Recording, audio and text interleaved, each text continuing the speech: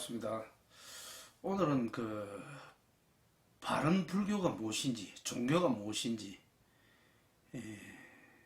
이 불교를 어떤 입장에서 우리가 바라볼 것인지 그에 관한 이야기입니다.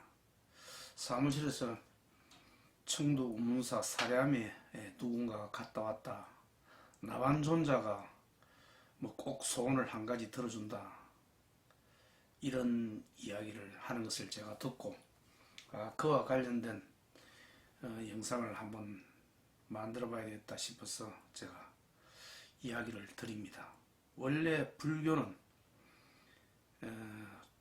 종교란 종자가 마루 종자입니다. 어떤 데는 진리를 말합니다.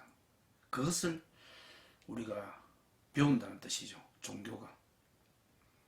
특히 이제 불교는 고타마 시타르타의 가르침을 배운 것입니다. 그런데 그 종교라는 것이 기독교 문화가 들어오면서 약간 변질이 되었습니다. 기독교 문화는 신과의 합일, 신에 의지하고 기대고 뭔가 신과의 관련 속에 우리가 종교를 이야기를 합니다. 특히 기독교가 그렇죠. 그런데 불교하고는 사실은 다릅니다. 그런데 우리 불교도 서양에 있는 기독교처럼 그렇게 변질이 되고 있다. 변화되고 있다. 그것은 저 개인적으로 봤을 때는 상당히 안타까운 모습이다. 그렇게 생각합니다. 물론 서양의 기독교는 그렇다고 하더라도 우리 불교는 결코 신과의 합일, 기도하고 복을 빌고 그런 거하고는 관계가 없습니다. 부처님의 가르침을 우리가 배우는 그것이 불교입니다. 자, 그러면은 부처님의 가르침이 무엇인가? 부처님의 가르침이 무엇인가? 그것은 서로 의존과 연관성 속에서 세상 모든 것은 존재하고 있다. 어떤 것도 불변이 독립적인 그런 존재는 없다. 그것입니다. 그래서 불교에서는 삼법인이라고 그러죠. 모든 것은 무상하다. 모든 것은 무상하다. 재행무상, 무상하다. 변해간다 이런 것이죠. 모든 것은. 왜 변해갑니까?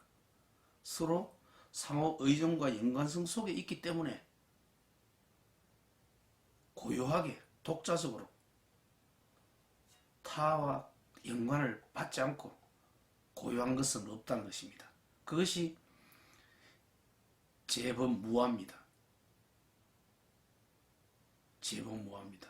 그렇게 우리가 연기로 인해서 발생되는 그런 재행무상, 재범무아를 알게 될 때 우리는 마음의 고통과 결혼 없는 열반적정의 상태에 들어가게 됩니다. 이것이 부처님이 이야기한 삼법인입니다. 삼법인입니다.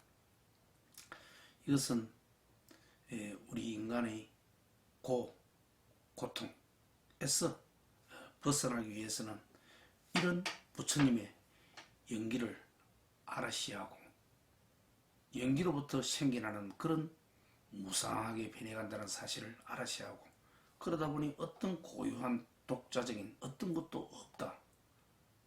그것을 알게 될 때 우리는 열반의 상태에 들어갈 수 있다. 이것은 징표다. 그래서 그것을 삼법인이라고 합니다. 인. 확실하다. 징표로서 부처님께서 이야기한 내용입니다. 그러면 이런 연기로부터 생겨나는 이 재무상, 재범무화를 어떻게 알 수 있는가? 그것은 이 자연을 보면, 이 우주를 보면, 이 산하대지를 보면 우리가 알 수 있습니다. 연관성 속에 있다는 사실을 알 수가 있습니다. 산하대지가 홀로 고요하게 독자적으로 있는 것은 없지 않습니까?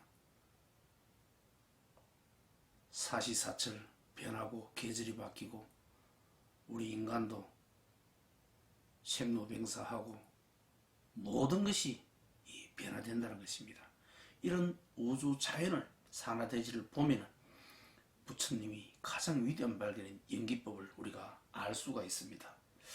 그래서 화엄의 3조 법장 스님께서는 이런 이야기를 하셨습니다.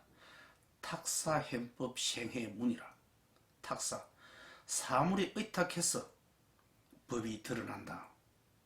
그럴 때 우리는 그 부처님의 진리를 알 수가 있다. 모든 것은 사물에 의존해서 모든 이 세상 모든 것이 이루어졌다. 그것을 알게 될 때 이 세상 모든 것이 무상하게 변해갈 수밖에 없다. 재행무상입니다. 그러다 보니 어떤 고정불변한 실체를 가진 어떤 것도 없다. 그것이 재범무아입니다. 이런 진리를 부처님께서 우리에게 말씀하십니다. 그것을 진리로 알고 우리가 배운다. 그러니까 그것이 불교를 믿는, 바르게 믿는 우리 불제자로서의 이 행동이 아닌가 이런 생각을 합니다. 자, 그러면은 이 부처님의 위대한 발견인 이 연기법, 뭔가 서로 의존 속에서, 연관성 속에서 모든 것이 생겨나고 사라진다. 이것을 우리가 믿고 따른다. 그런 신심을 가진다. 그것이 바로 신해행증 할 때 신입니다. 믿는다. 부처님의 그 말씀을 믿는다는 뜻입니다. 그리고 연기법을 확실히 이해를 하셔야 한다. 이해를 하셔야 된다. 이해를 하게 되면 행동으로서 증명이 되게 됩니다. 내 마음이 고요해지고 차분해지고 그것이 수행 아닙니까? 그 부처님의 가르침을 믿고 이해하고 행동을 하니까 내 마음이 고요해지고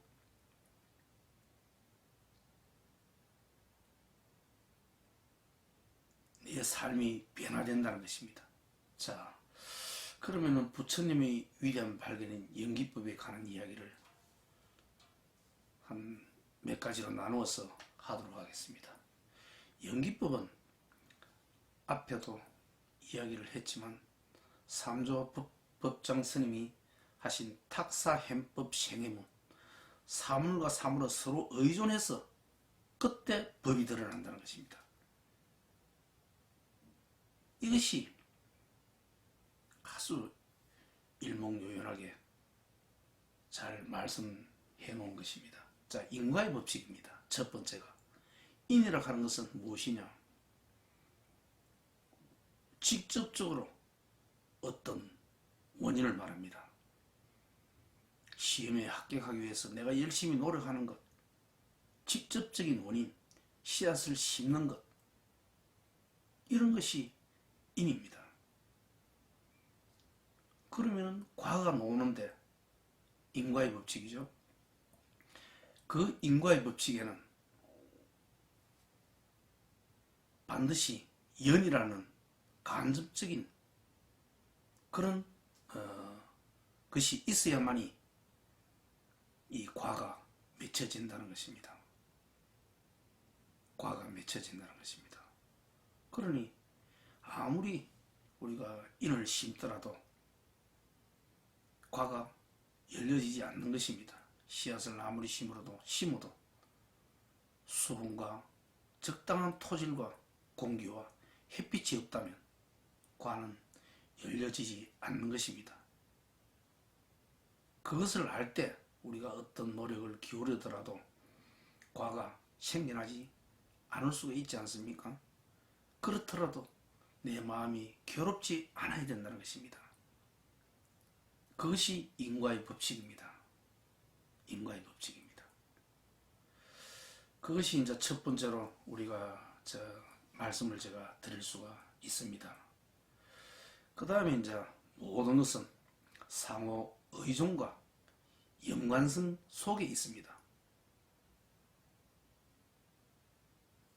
전부 연결이 되어 있다는 거죠. 세상 모든 비밀이 거기에 있습니다. 세상 모든 비밀이. 이런 사물들도 전부 연결이 되어 있다는 것입니다.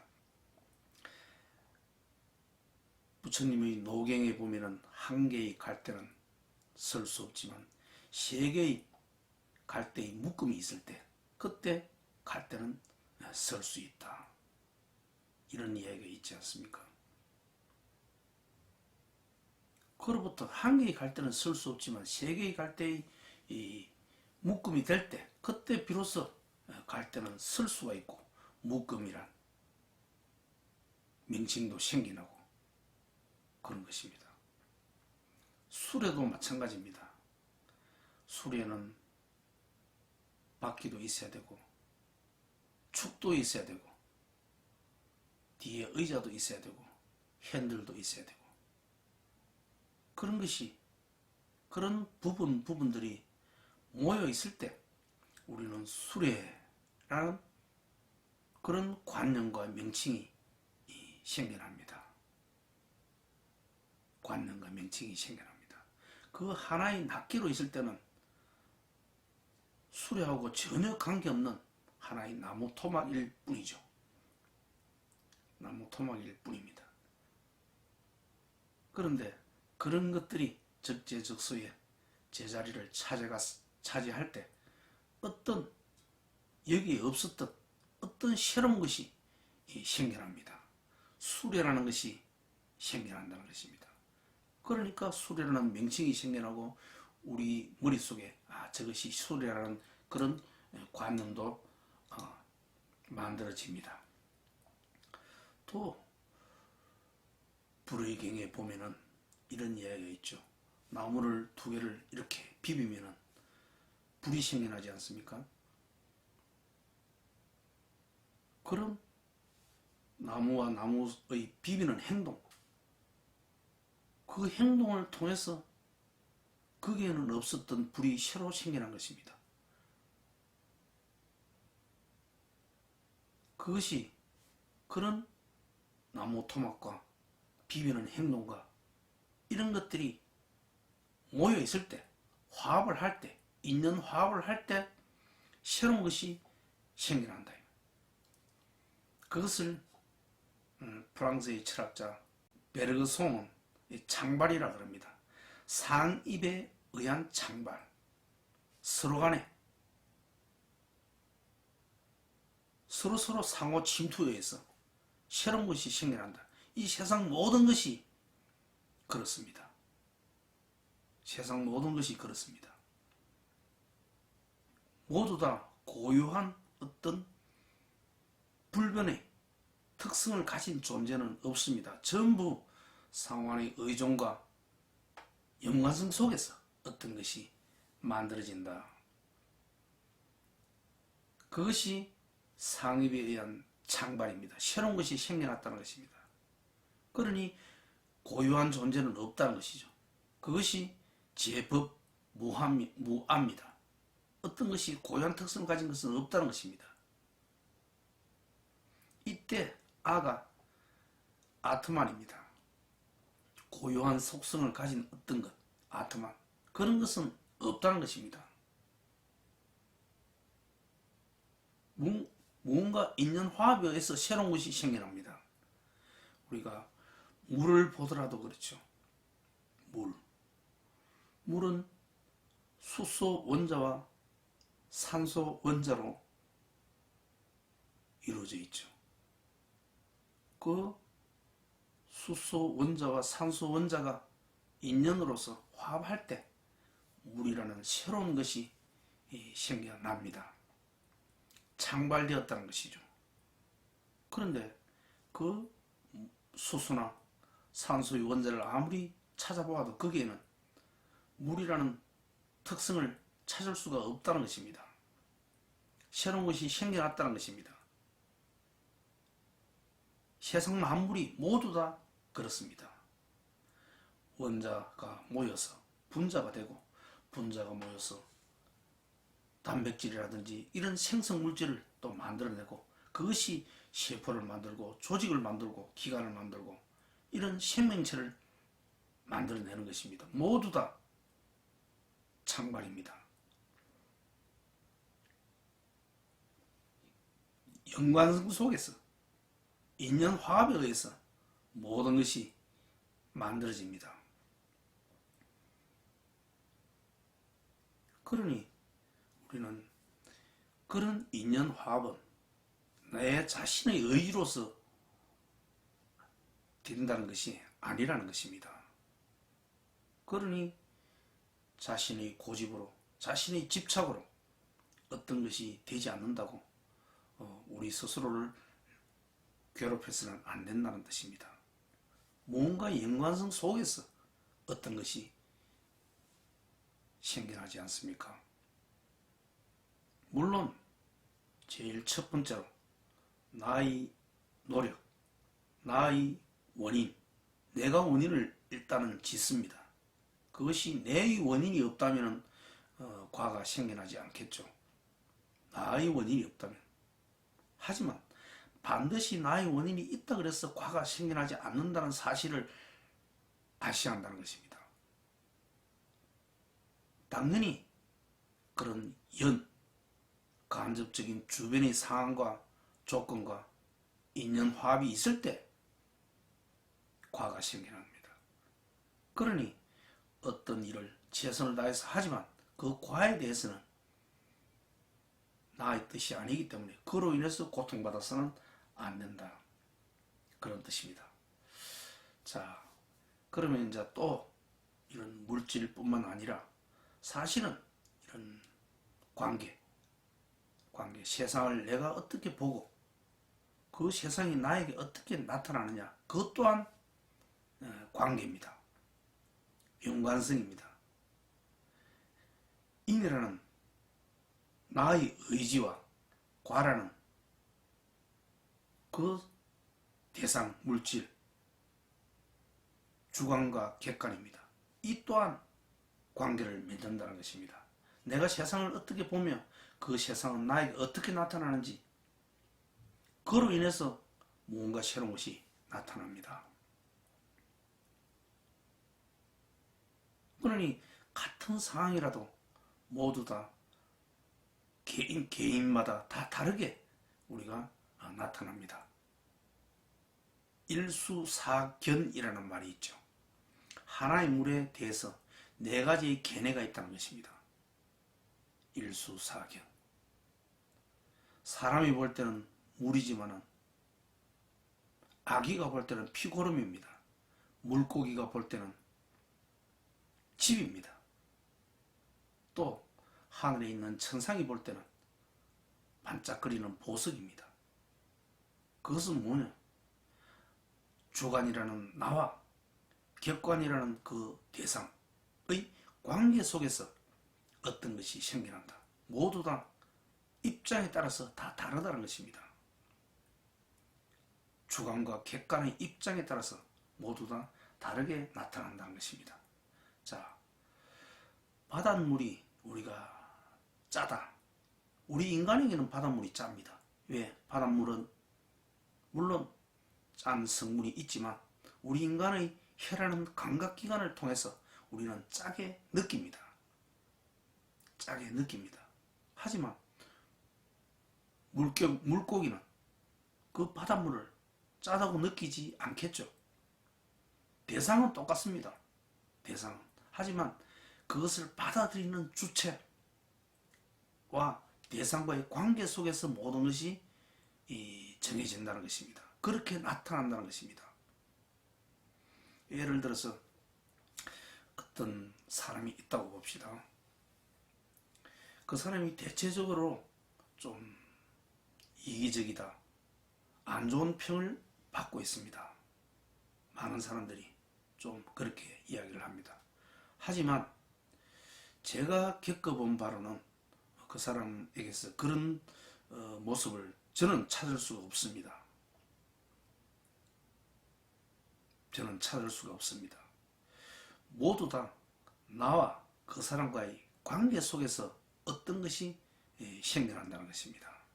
내가 어떻게 하느냐에 따라서 그 사람도 나에게 하기 때문에 그런 상호 의존과 연관성 속에서 어떤 것이 생겨나기 때문에 그 사람이 이기적인 사람이다, 배려심이 있는 사람이다 라고 단정을 할 수가 없다는 것입니다. 그것이 전부 부처님의 이야기한 그런 연기, 상호 의존과 연관성 속에서 어떤 것이 생겨납니다. 일시적으로 생겨납니다. 하지만 내가 또 어떤 행동을 취할 때 그 행동은 상대에서 나오는 행동은 또 변화되겠죠. 모든 것이 그렇습니다. 바닷물이 짠 것도 마찬가지고 일수사견에 대한 이야기도 마찬가지입니다. 지금 제가 보는 이런 컴퓨터 같은 거는 지금 제 방에 있는 컴퓨터는 저렇게 정지가 있습니다. 그러니까 저는 컴퓨터를 제가 이렇게 볼 수 있죠. 왜? 이 컴퓨터는 지금 저 지구 바깥에서 볼 때는 초속 30km로 움직이고 있습니다. 그런데 저는 왜 저 컴퓨터가 정지해 있다고 봅니까? 마찬가지입니다. 저 자신도 초속 30km로 달려가고 있기 때문에 같은 속도로 달려가고 있기 때문에 저는 저것이 정지해 있다고 봅니다. 하지만 우리 지구를 벗어난 어느 곳에서 이 컴퓨터를 본다면 굉장한 속도로 달려간다는 것입니다. 이것도 무엇이냐? 관계입니다. 내가 컴퓨터를 보느냐, 저 우주 바깥에서 이 컴퓨터를 보느냐에 따라서 달라진다는 것입니다. 그것 또한 상호 의존입니다. 입장이 달라서 달라진다는 것입니다.